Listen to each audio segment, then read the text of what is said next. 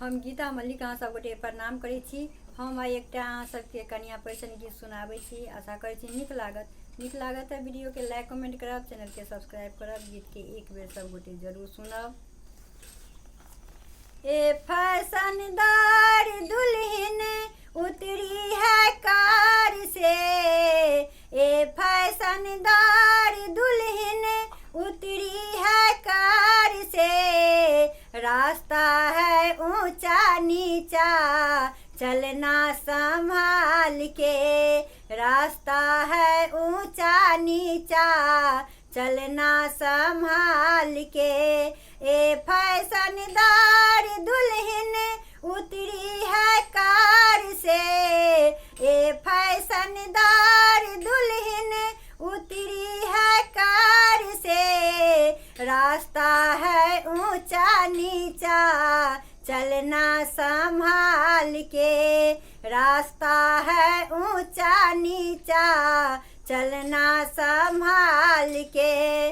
घूंघटा उठाना दुल्हन चुनरी संभाल के, घूंघटा उठाना दुल्हन चुनरी संभाल के। नजरे न मारे कोई मेरे दरबार में, नजरे न मारे कोई मेरे दरबार में। ए फैशनदार दुल्हन उतरी है कार से, ए फैशनदार दुल्हन उतरी है कार से। रास्ता है ऊंचा नीचा चलना संभाल के, रास्ता है ऊंचा नीचा चलना संभाल के। आई हो पिया के आंगन रहना संभाल के, आई हो पिया के आंगन रहना संभाल के। सासू से बातें करना बोली संभाल के, सासू से बातें करना बोली संभाल के। ए फैशनदार दुल्हन उतरी है कार से, ए फैशनदार दुल्हन उतरी है कार से। रास्ता है ऊंचा नीचा चलना संभाल के, रास्ता है ऊंचा नीचा चलना संभाल के।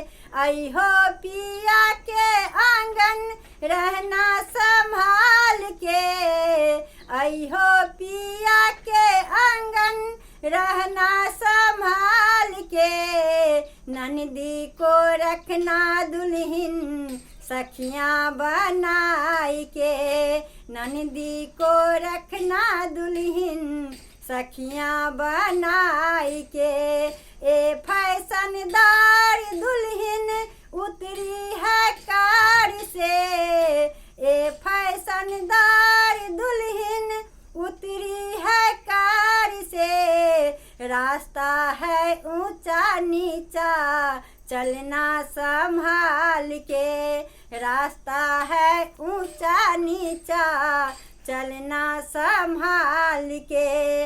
आई हो पिया के आंगन रहना संभाल के, आई हो पिया के आंगन रहना संभाल के।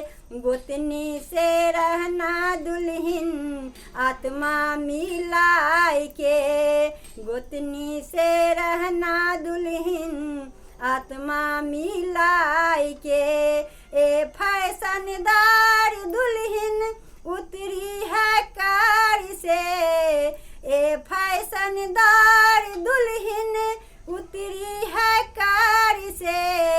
रास्ता है ऊंचा नीचा चलना संभाल के, रास्ता है ऊंचा नीचा चलना संभाल के।